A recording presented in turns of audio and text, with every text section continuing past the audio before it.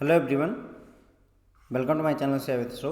Friends, आज हम ABM के मॉड्यूल ए में चैप्टर नंबर 3 का पार्ट 7 करने वाले हैं। तो फ्रेंड्स, ये चैप्टर है आपका measure of central tendency, dispersion और स्क्यूनेस एंड कोर्टोसिस के बारे में।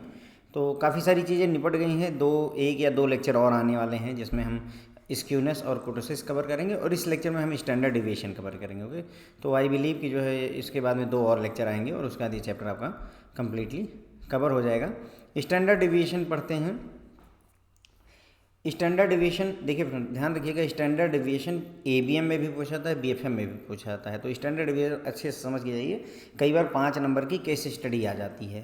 तो स्टैंडर्ड डिविएशन इसलिए ध्यान रखिएगा, पहले भी मैंने पढ़ा रखा है आपको बीएफएम में, पर यहाँ पर भी ध्यान दे दीजिए। Okay, standard deviation and coefficient of variation. Okay, standard deviation is the most important and commonly used measure of dispersion. तो मेजर ऑफ डिस्पर्शन अगर आपको करना है कि डेटा आपका कितना डिस्पर्स है, कहने का मतलब ये हुआ, जैसे मान लीजिए पूरा डेटा है आपका, बहुत सारा डेटा है, तो ये मान लीजिए सेंट्रल लाइन है, तो इसके कितना इधर उधर बटा हुआ है, कितना डिस्पर्स है, इसी चीज़ को मेजर करने के लिए स्टैंडर्ड डिविएशन सबसे अच्छा तरीका होता है। It measure the spread or variability of the distribution. कोई भी जो डिस्ट्रीब्यूशन है, कोई जो डेटा है, वो कितना स्प्रेड है, कितना फैला हुआ है ना। जैसे मान लीजिए कोई एक डेटा देता हूँ मैं आपको 2, 3, 4, 5, 6। अब आपको पता है कि इसका जो मीन है वो कितना है, 4 है, एवरेज कितना है, 4 है। क्यों? क्योंकि अगर आप इसको ऐड करोगे और जब डिवाइड करोगे इसे 5 से तो 4 ही आएगा। ओके, अब उसके बाद में आप इसमें देखें तो 4 के इधर 2 वेरिएशन है और 4 के इधर 2 वेरिएशन है, राइट। +2 यानी कि 2 उधर बढ़ रहा है। अगर आप एक्चुअल डेटा देखिए, जो मीन है उससे कितना है, 1 ज़्यादा 2 ज़्यादा और 1 कम और 2 कम, राइट। तो कहने मतलब डेटा जो आपका है वो कितना स्कैटर्ड है, कितना डिस्पर्स है, ओके, कितना स्प्रेड है इसका, वही चीज़ बताता है क्या, standard deviation. A small standard deviation means high degree of consistency in the observation.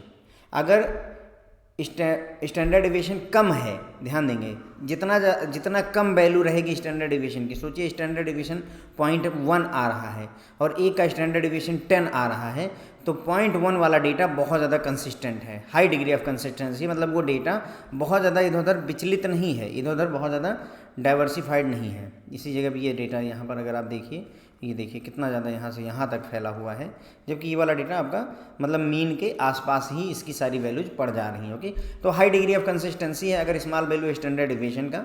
Okay, as well as homogeneity in the series, जो डेटा है आपका होमोजीनियस भी है। ओके, तो ये हो गई बात है स्टैंडर्ड डिविएशन की। फार्मूला देखिए, अगर अनग्रुप्ड डेटा है, अनग्रुप्ड का डेटा मतलब जैसे मैं आपको बोलूँ कि 3, 5, 7, 9, 11, 13, इसका स्टैंडर्ड डिविएशन निकालिए, तो ये हो गया आपका अनग्रुप्ड डेटा। अगर मैं इसी जगह पर आपको एक टेबल दे दूं जिसमें मैं ऐसे लिख दूं कि जो 3 है वो 6 टाइम आया हुआ है, जो 5 है वो 7 टाइम्स आया हुआ है, जो 10 है वो 2 टाइम्स आया हुआ है, जो 13 है वो आपका 5 टाइम्स आया हुआ है, तो ये आपका ग्रुप्ड डेटा हो जाता है और इसका स्टैंडर्ड डिविएशन इस फार्मूले से निकालेंगे। ओके, तो अनग्रुप्ड डेटा अगर ऐसे सिंपल आपको डेटा दे रखा है और आपसे पूछे स्टैंडर्ड डिविएशन निकालने के लिए, तो फार्मूला आपके सामने है। स्टैंडर्ड डिविएशन को सिग्मा से रिप्रेजेंट करते हैं। इसका फार्मूला जरूर याद कर लीजिए, कई बार फार्मूले ही डायरेक्टली पूछ ले जाते हैं। सिग्मा x - x बार का होल स्क्वायर अपान n। तो स्टैंडर्ड डिविएशन को हम किससे रिप्रेजेंट करते हैं, सिग्मा से। Standard deviation equal to sigma होता है। सिग्मा का फार्मूला क्या है, x - x बार का whole square upon n। n क्या है, नंबर ऑफ ऑब्जर्वेशन है, कितने नंबर ऑफ आइटम हैं। x क्या है, जो वैल्यू आपको दे रखी है, जैसे 3, 5, 7, 9, 11, ये जो वैल्यू दे रखी है ये x है, ये x है, x1 होगा, x2, x3 ऐसे हो जाएगा। और x बार क्या है, इन सब का एवरेज निकाल लिया जाए, वो x बार होता है। ओके, तो ये फार्मूला हो गया। या दूसरा फार्मूला है अंडर रूट के अंदर में sigma x square upon n minus x bar का होल स्क्वायर। इस फार्मूले में क्या है, आपको सीधे सीधे क्या निकालना है, पहले x का स्क्वायर निकाल लीजिए, जो भी डेटा दिया हुआ है उसका स्क्वायर निकाल लीजिए, फिर उसका समेशन कर लीजिए, जोड़ डालिए, divided by number of item से डिवाइड करिए, माइनस जो भी आपका मीन आता है, जो आपका एवरेज निकलता है उसका होल स्क्वायर इसमें से घटा दीजिए। तो ये आपका स्टैंडर्ड डेविएशन कैलकुलेट हो जाता है। इसी फार्मूले को हम यहाँ पर यूज करेंगे। ये वाला हमने पहले ही पढ़ा हुआ है, ये वाला फार्मूला यहाँ पर यूज करेंगे। स्टैंडर्ड दोनों फार्मूले से सेम आंसर आएगा, कोई फर्क नहीं पड़ता है, आप दोनों ट्राई कर सकते हैं। अगर स्टैंडर्ड डेविएशन ग्रुप डेटा का है तो क्या चेंजेज आ जाएंगे आप देख लीजिए। यहाँ पर एफ आ जाएगा, देखिए फ्रिक्वेंसी की वजह से एफ यहाँ पर आ गया, और ये जो एन है वो आपका एन ना होकर के सिग्मा एफ हो गया, जिसे कैपिटल एन भी हम कई जगहों पर बोल देते हैं। सिग्मा एफ को हम क्या बोलते हैं, कैपिटल एन बोल देते हैं। कैपिटल एन क्या होता है, F1 सारी फ्रीक्वेंसी का एडिशन होता है। ओके, उसके बाद में यहाँ पर फार्मूला देखिए क्या हो रहा है, बस f x square upon capital N हो जाएगा। कैपिटल एन कैसे निकलेगा, जितनी भी फ्रीक्वेंसी सबको जोड़ करके, और यहाँ पर भी वही एफ एक्स है ना, सिग्मा एफ एक्स अपान कैपिटल एन हो जाता है। तो ये हो गया फ्रेंड्स आपका फार्मूला इसके लिए। चलिए कोई नहीं, जितना ध्यान रहता है रखिए, आगे अभी जैसे जैसे बढ़ेंगे समझ में आता जाएगा, याद होता जाएगा। कोफिशिएंट ऑफ वेरिएशन की अगर हम बात करें तो coefficient of variation C B equal to होता है सिग्मा, यानी standard deviation divided by mean. Simple formula, standard deviation divided by mean, ये होता है कोफिशिएंट ऑफ वेरिएशन। अगर आपको कहीं पर भी कैलकुलेट करने के लिए बोले इंटू 100%, ठीक है। तो आपको ज़्यादातर क्वेश्चन में या तो सिग्मा और एक्स बार दिया रहेगा, आपसे कोफिशिएंट ऑफ वेरिएशन पूछेगा, या फिर जो है इनमें से एक वैल्यू गायब करेगा और जो है ये दे देगा और ये दे देगा, आपसे सिग्मा पूछ लेगा। किसी भी तरीके के क्वेश्चन बन सकते हैं। हमें बस कोफिशिएंट ऑफ वेरिएशन का फार्मूला सिग्मा अपान एक्स बार इंटू 100%। सिग्मा क्या है, स्टैंडर्ड डेविएशन है डेटा का, एक्स बार क्या है, मीन है या एवरेज है डेटा का, 100% मल्टीप्लाई करते हैं। Question number 29, find standard deviation and coefficient of variation, दोनों चीज़ें फाइंड आउट करनी है।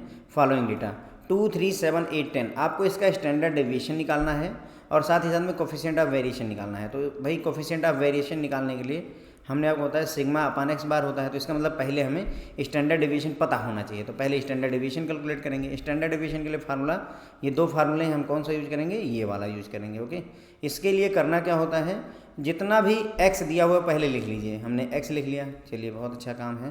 देखिए हमें फार्मूला लगाना है sigma x bar square upon n minus x bar का होल स्क्वायर अंडर रूट में, ठीक है। इसका मतलब हमारे पास क्या होना चाहिए, एक्स बार होना चाहिए, ठीक है। तो एक्स बार कैसे निकलेगा, जो भी डेटा दिया इसका एवरेज निकाल लीजिए।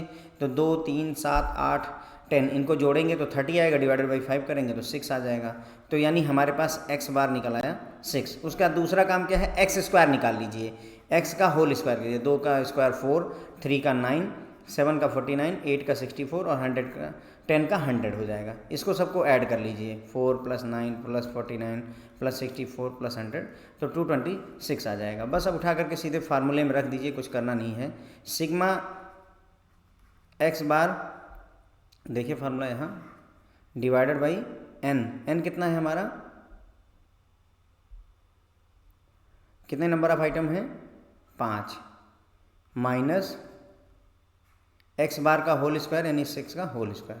देखिए कैसे समझा हमने, एक्स बार निकाला हमने, ये हमारे पास सिग्मा एक्स स्क्वायर हो गया। सिग्मा एक्स स्क्वायर की वैल्यू रखी, divided by number of item 5 हैं, क्योंकि क्वेश्चन में ही देख लीजिए ये नंबर ऑफ आइटम कितने हैं, 5 हैं। एन की वैल्यू यहीं से ही 5 निकल आई, और एक्स बार हमने निकाल ही लिया था, यहाँ पर अभी ही कैलकुलेट कर लिया था एक्स से ही, ठीक है। सारी वैल्यू जोड़ करके डिवाइडेड बाई 5 करके, तो हमारा ये आ गया 6। इसका होल स्क्वायर कैलकुलेट कर लीजिए, 226 डिवाइडेड बाई 5 माइनस 6 का होल स्क्वायर, ये आ जाएगा आपका 226 को डिवाइड करेंगे, 226 डिवाइडेड बाई 5 करेंगे 45.2 हो जाएगा। इसी तरीके से 36 उसमें से माइनस कर दीजिए, 6 का वर्ग 36, अंडर रूट इसका ले लीजिए, उठा करके अंडर रूट ले लीजिए, तो 3.033 आ रहा है, ठीक है। तो ये हो गया इसका स्टैंडर्ड डेविएशन फ्रेंड्स निकल करके। स्टैंडर्ड डेविएशन कैसे निकला आपको समझ में आ गया, ठीक है। कोफिशिएंट ऑफ वेरिएशन कैसे निकालते हैं, standard deviation divided by x bar, तो 3.33 आया था, अभी 3.03 एक्स बार आया है, और सॉरी सिग्मा आया हुआ है अभी अभी कैलकुलेट जो किया। एक्स बार हमने अभी निकाला था 6, कितना आया था 6 इंटू 100%, उठा करके बस केवल इसको मल्टीप्लाई करना है। 3.03 डिवाइडेड बाई 6 इंटू 100, ये आ गया 50.5%। 50.5% निकाल करके कोफिशिएंट ऑफ वेरिएंस आपका निकल करके आ जाता है, ठीक है। आगे बढ़ते हैं। अगर नहीं समझ में आए एक बार दोबारा फिर से वीडियो देख लीजिए, समझ में आ जाएगा, क्योंकि सारा काम हम फिर से वही करने वाले हैं, तो इसलिए मैं आगे बढ़ा दे रहा हूँ आपको। ये क्वेश्चन नंबर 30 हम बाद में करेंगे, पहले हम क्वेश्चन नंबर मैं आपको करवाता हूँ क्वेश्चन नंबर 32। ठीक है, क्वेश्चन नंबर 32 इसलिए क्योंकि सेम वही चीज़ है, लेकिन ये थोड़ा सा आसान पड़ेगा, तो इसको पहले निपटाते हैं। Find standard deviation. जो हमने पहला क्वेश्चन सॉल्व किया वो अनग्रुप्ड डेटा था ना, उसमें कोई ग्रुपिंग नहीं थी। अब ये ग्रुप वाला डेटा है, इसमें देखिए साइज दिया हुआ है 10, 20, 30, 40, 50, 60, 70 और उनकी फ्रिक्वेंसी दे रखी है 3, 5, 7, 9, 8, 5, 3। अब आपसे पूछ रहा है स्टैंडर्ड डेविएशन कैलकुलेट करने के लिए। तो अगर आप स्टैंडर्ड डेविएशन का फार्मूला याद करिए, तो हमें क्या चाहिए स्टैंडर्ड डेविएशन कैलकुलेट करने के लिए? फ्रीक्वेंसी और एक्स स्क्वायर चाहिए, फ्रीक्वेंसी और एक्स स्क्वायर चाहिए, फ्रीक्वेंसी और एक्स चाहिए, और डिवाइडेड बाई एन चाहिए। एन क्या है? जितनी भी फ्रीक्वेंसी उनका एडिशन। ठीक है, तो अब देखिए यहाँ पर क्या किया हमने, साइज को एक्स माना है, फ्रीक्वेंसी को एफ माना है। जो डेटा आपको फ्रेंड्स यहाँ टेबल में दे रखा था उसी डेटा को यहाँ पर ये दोनों कॉलम में हमने रख दिया, कुछ नया नहीं किया है, यहाँ तक तो कोई दिक्कत ही नहीं है। ठीक है, उसके बाद में N equal to capital N equal to 40 कैसा है, इनको सबको जोड़ डालिए आप उठा करके। ठीक है, फ्रीक्वेंसी को जोड़ लेते हैं। किसको जोड़ेंगे? फ्रीक्वेंसी को, क्योंकि capital N equal to sigma f होता है, जितनी भी फ्रीक्वेंसी उन सबको जोड़ करके एन निकलता है। तो हमारी एन आ गया 40। अब ये x हो गया, ये f हो गया, एक्स स्क्वायर भी निकाल लिया। क्यों? क्योंकि हमें फार्मूले में fx और fx स्क्वायर दोनों चाहिए। हमारे फार्मूले में हमें fx स्क्वायर और fx दोनों चाहिए, इसलिए x स्क्वायर भी निकाल लिया। x स्क्वायर कैसे? हर एक का होल स्क्वायर, 10 का स्क्वायर, 20 का स्क्वायर, 30 का स्क्वायर, इसी तरीके से पूरे स्क्वायर लिखे हैं फ्रेंड्स। ओके, 70 का स्क्वायर, 60 का स्क्वायर, सबके स्क्वायर लिख दिया हमने। अब fx निकाल लीजिए। f, this one is the f, this is x। इसको और इसको मल्टीप्लाई करना है बस। ठीक है, तो 10 इंटू 3 30 हो गया, 20 इंटू 5 100 हो गया, इसी तरीके 40 इंटू 9 आपका 360 हो जाएगा, 60 इंटू 5 आपका 300 हो जाएगा। ठीक है, तो ये मल्टीप्लाई कर लिया। और इसी तरीके से अब क्या करिए, एफ एक्स स्क्वायर निकाल लीजिए। ये आपका एफ है और ये आपका एक्स स्क्वायर है, यानी इनका और इनका मल्टीप्लिकेशन। 3 इंटू 100 300 हो गया, 7 इंटू 900 6300 हो गया, 8 इंटू 2500 20,000 हो गया। इसी तरीके सारे मल्टीप्लिकेशन हमने कर लिए। अब इनको जोड़ डालिए, क्योंकि हमें ज़रूरत है सिग्मा एफ एक्स की और सिग्मा एफ एक्स स्क्वायर की। हमने जोड़ डाला, सिग्मा एफ एक्स आपका ये रहा और सिग्मा एफ एक्स स्क्वायर आपका ये रहा। ठीक है, एन निकल आया। बस सारी वैल्यू आपके पास हो गई हैं, केवल स्टैंडर्ड डेविएशन का फार्मूला लगाइए। बड़ा सा अंडर रूट का सिंबल लगाया। पहले सिग्मा एफ एक्स स्क्वायर है अपान एन है, माइनस सिग्मा एफ एक्स अपान एन है। ओके, दोनों एक जैसे ही हैं, बस केवल फ़र्क इतना ही है कि ये इसका होल स्क्वायर हो जाता है और ये ऐसे नॉर्मली रहता है। ओके, सिग्मा एफ एक्स का होल स्क्वायर अपान एन है और ये सिग्मा एफ एक्स ओनली है डिवाइडेड बाई एन का होल स्क्वायर है। ओके, चलिए वैल्यू उठा करके पुट कर देते हैं। अंडर रूट लगाया, सिग्मा एफ एक्स स्क्वायर हमारा ये है 75,700 डिवाइडेड बाई एन कितना है 40, माइनस सिग्मा एफ एक्स कितना है आपका, ये रहा आपका 1610 divided by 40 to the power whole square. ठीक है, इसकी पूरी पावर होल स्क्वायर। बस इसको सिर्फ फ्रेंड्स सॉल्व करना रह गया है, बाकी कोई काम बचा नहीं है आपके पास में। ठीक है, केवल सॉल्व कर लीजिए। 75700 को डिवाइड करना है 40 से। जब आप डिवाइड करोगे तो 1892.5 आ जाएगा। देखिए, ठीक है, ये 1890.2 आ जाएगा। इसी तरीके से 1610 डिवाइडेड बाई 40 अगर हम कर दें तो 40.25 आ जाएगा। ठीक है, तो 40.25 का होल स्क्वायर हो गया। यहाँ पर 40.25 का होल स्क्वायर आप मल्टीप्लाई कर लीजिए, 40.25 अगेन मल्टीप्लाई कर लीजिए, तो 1620.06 1620.06। ठीक है, इसका होल स्क्वायर हो गया। इसमें से इसको सब्सट्रैक्ट कर दीजिए, तो 1892.50 माइनस 1620.06 272.44 आ जाएगा। इसका अंडर रूट ले लीजिए, तो 16.50 या 51 कह लीजिए, 16.51 आपका निकल करके आ जाएगा आंसर। ठीक है, कोई ज़्यादा डिफिकल्टी नहीं है फ्रेंड्स, केवल आप इतना दिमाग में बैठा ले जाएं कि हाँ फार्मूले की रिक्वायरमेंट क्या है। सिर्फ फार्मूला आपके दिमाग में रहेगा, आप डेरिवेशन कर सकेंगे। एक बार फिर से फार्मूला मैं आपको बताता हूँ। देखिए, यहाँ पर n है माइनस, यहाँ पर भी सिग्मा है, यहाँ पर भी n है। ठीक है, ये कॉमन फैक्टर हो गया। यहाँ पर एफ एक्स है, यहाँ पर एफ एक्स स्क्वायर है। देखिए, एक जैसे लिखने की कोशिश की जा रही है उसके बाद बस यहाँ पर एक और चेंजेज आते हैं होल स्क्वायर का, बस ये आपका फार्मूला हो गया। इसका मतलब हमें कैपिटल एन चाहिए। कैपिटल एन कैसे मिलेगा? F1 plus F2 plus F3 plus and so on Fn, जितनी भी फ्रिक्वेंसी उनको जोड़ करके कैपिटल एन निकालते हैं। Fx कैसे मिलेगा? जो भी वैल्यू दे रखी है क्वेश्चन में x की और जो f की वैल्यू दे रखी है उसको मल्टीप्लाई कर लीजिए, आ जाएगा। ठीक इसी तरीके से fx स्क्वायर कैसे निकलेगा? f को मल्टीप्लाई करिए x स्क्वायर की वैल्यू से। x स्क्वायर कैसे निकलेगा? x की वैल्यू को स्क्वायर करने से। बस इतना सा काम है, अगर आप ये करके फार्मूले में रख देते हैं तो आंसर आ जाता है आपका। ठीक है, मैंने पहले वो एग्जांपल आपको इसलिए समझा दिया क्योंकि थोड़ा सा इजी पड़ेगा। अभी ये उससे भी थोड़ा सा डिफिकल्ट लेवल है। पहले हमने समझा कि जैसे आपको डेटा दिया 3, 5, 7, 9, 11, इसका स्टैंडर्ड डेविएशन निकालना। ठीक है, पहले हमने इसको समझा। इसका फार्मूला हमने देखा था, इसका फार्मूला क्या था?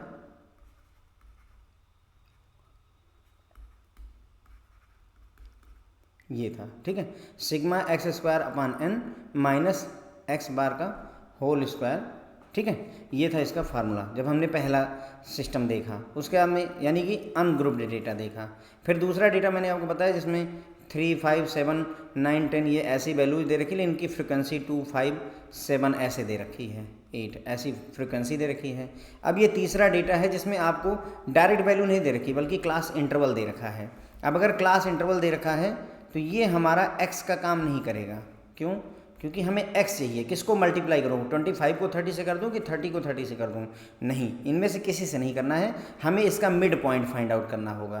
तो ये हो जाएगा 27.5, ये हो जाएगा 32.5, ये आपका 37.5। इस तरीके से आप इसके मिड पॉइंट फाइंड आउट करेंगे और फिर वो x का रूप लेगा और ये आपका f हो गया। बस अब जैसा क्वेश्चन हमने अभी इसके पहले x और f के रूप में आपने सॉल्व किया, एकदम सेम वही क्वेश्चन हो जाएगा, बस एक स्टेप इसमें बढ़ जाता है। देखिए क्या, क्लास इंटरवल आपको दे रखे हैं, क्लास मार्क यानी कि मिड पॉइंट क्लास मार्क बोलते हैं, उसको निकाला हमने, कितना आ गया? ठीक है, हर एक का क्लास मार्क निकाल लिया हमने, मिड पॉइंट निकाल लिया। कैसे निकलता है? जैसे 30 और 35 का निकलना है तो इसको जोड़िए, डिवाइड बाई 2 करिए, जब आप इसको कैलकुलेट करें 32.5 निकल करके आ जाएगा। फ्रीक्वेंसी आपको क्वेश्चन में दे ही रखी है, इसके वाले की फ्रीक्वेंसी 30 है, दूसरे की 32 है, तो ये फ्रीक्वेंसी दे रखी है। फ्रेंड्स, अब ये f है, ये x है, अब आपको fx निकालना है तो क्या करना पड़ेगा? ये आपका f है और ये आपका x है, मल्टीप्लाई कर दीजिए, करते हुए चले जाइए हर एक केस में, बस इनको मल्टीप्लाई करिए, fx आपका आपके सामने आ जाएगा। अगला क्वेश्चन है fx स्क्वायर निकालना है, तो पहले इसका स्क्वायर निकाल लीजिए एक जगह, चाहे उसी समय कर लीजिए चाहे एक्स स्क्वायर कहीं निकाल लीजिए, पहले इसका स्क्वायर निकाल लीजिए, हर एक का इसका स्क्वायर निकालें क्योंकि ये x है तो इसका x स्क्वायर निकाल लीजिए। एक बार स्क्वायर निकाला है तो f इंटू एक्स स्क्वायर, हर एक का f इंटू एक्स स्क्वायर करेंगे तो आपको ये वैल्यू निकल करके आ जाएगी। मैं यहाँ कैलकुलेशन करके आपको नहीं दिखा रहा हूँ, कर सकते हैं, कैलकुलेटर उठाइए, वीडियो को रोकिए और कैलकुलेट कर लीजिए। ठीक है, fx स्क्वायर। अब ये आप जब ऐड करोगे तो ये सिग्मा fx हो गया, ये आप ऐड करोगे तो सिग्मा fx स्क्वायर हो गया। बस n की वैल्यू हमारी जितनी भी फ्रिक्वेंसी होती है उन सबको जोड़ करके n की वैल्यू निकल आती है। फार्मूला उठा करके लगा दीजिए। फार्मूला क्या है याद करिए, बड़ा सा अंडर रूट लगाइए, sigma fx square upon capital N minus sigma fx अपान n का होल स्क्वायर। बस वैल्यूज उठा करके रखनी शुरू कर दीजिए, अंडर रूट लगाया, सिग्मा fx स्क्वायर आपका हो जाएगा 131225, ये वाली वैल्यू डिवाइडेड बाई 100 क्यों? क्योंकि n की वैल्यू 100 है, माइनस एक बड़ा सा ब्रैकेट का होल स्क्वायर बना दीजिए और fx निकालिए, ये हो गया 3550 डिवाइडेड बाई 100। बस फ्रेंड्स, अब इसको सिर्फ सॉल्व करना रह गया, कोई ज़्यादा डिफिकल्टी नहीं। देखिए 100 अपान 100, ठीक है, इसको जब आप डिवाइड करोगे तो 2 अंक पे डेसिमल लग जाएगा, यहाँ पर ये लिख गया। इसी तरीके इसको आप डिवाइड करोगे तो ये 30.5 आ जाएगा, उसका होल स्क्वायर मल्टीप्लाई कर लीजिए 35.5 को चाहे कैलकुलेट कर लीजिए, 35.5 इंटू 35.5 ये आ जाएगा 1260/25, ये लिख दिया मैंने 1260.25। इसको इसमें से घटा दीजिए, अंडर रूट 52, अंडर रूट निकाल लेंगे 7.21 आ जाएगा इसका स्टैंडर्ड डेविएशन। ठीक है, स्टैंडर्ड डेविएशन। अब इसी क्वेश्चन में कोफिशिएंट ऑफ वेरिएंस आपसे पूछा होता तो कोफिशिएंट ऑफ वेरिएंस भी आप निकाल सकते हैं सिग्मा अपान एक्स बार से, ओके, जो मीन आता है। उसके बाद में क्वेश्चन नंबर 31 देखिए, if arithmetic mean and standard deviation for a data is 50 and 6 respectively, यानी arithmetic mean x bar equal to 50 दिया हुआ है एंड स्टैंडर्ड डेविएशन यानी सिग्मा इक्वल टू 6 दिया हुआ है। ओके, ये क्वेश्चन में दे रखा है कि अर्थमेटिक मीन x बार 50 है और स्टैंडर्ड डेविएशन सिग्मा आपका 6 है। Find coefficient of variation, coefficient of variation का फार्मूला ही होता है सिग्मा अपान x बार, कुछ करना नहीं है। सिग्मा की वैल्यू जो है 6 है और x बार की वैल्यू 50 दे रखी है इंटू 100%। ओके, बस उठा करके इसे कैलकुलेट करेंगे तो ये हो जाएगा 12%। 50 से मल्टीप्लाई कर देंगे, 2 बार हो जाएगा 100 और 6 दूनी 12, 12% निकल करके आ गया। तो अर्थमेटिक मीन अगर आपको दिया, स्टैंडर्ड डिवीजन दे रखा है, तो क्वेश्चन में कुछ डिफिकल्टी है नहीं। कोफिशिएंट ऑफ वेरिएंस का फार्मूला याद रखिए बस, सिग्मा अपान x बार इंटू 100%। सिग्मा हमारा दिया हुआ है क्वेश्चन में ही, स्टैंडर्ड डिवीजन कितना दे रखा है 6 रखा, मीन कितना दे रखा है अर्थमेटिक मीन 50, उठा करके वैल्यू पुट करी 12% निकल करके आ गया। ठीक है, मेरिट्स और डिमेरिट की बात करें, ठीक है, it is rigidly defined has a definite value. तो स्टैंडर्ड डिविएशन की जो डेफिनेशन है वो रिजिड है, कन्फर्म है, फिक्स है और इसकी एकदम निश्चित वैल्यू निकल करके आती है। और ये सभी ऑब्जर्वेशन को ध्यान में रख करके आता है, यानी जितने भी ऑब्जर्वेशन हैं उन सबको यूज करके ही हम स्टैंडर्ड डिवीजन कैलकुलेट करते हैं। It is not affected much by sampling fluctuation.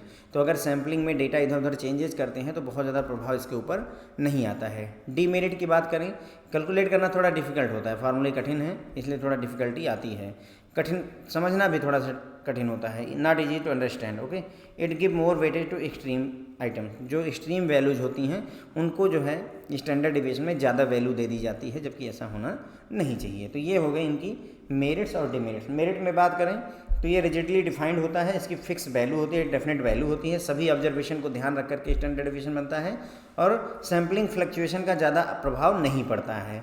उसके बाद डिमेरिट्स की बात करें तो इसे कैलकुलेट करना आसान नहीं होता है, इसे समझना आसान नहीं होता है और एक्सट्रीम जो वैल्यूज होती हैं, एक्सट्रीम वैल्यू मतलब जैसे 2, 6, 8, 10, 100 और 2000 ऐसे जो डेटा हैं तो इसमें एक्सट्रीम वैल्यू जी आपकी 100 और 2000 हो गई, 100 और 2000, क्योंकि ये डेटा बहुत नॉर्मल रेंज का था, लेकिन एक्सट्रीम वैल्यूज कितनी हैं 100, 2000 हो गई हैं। ओके, तो जो एक्सट्रीम वैल्यूज होती हैं उनको मोर वेटेज दे दिया जाता है, तो इस वजह से ये थोड़ा सा इसकी ये डिमेरिट हो जाती है। ठीक है, उसके बाद में ये एग्जांपल मैंने आपको समझा ही दिया था कि कैसे कैलकुलेट करते हैं स्टैंडर्ड डेविएशन।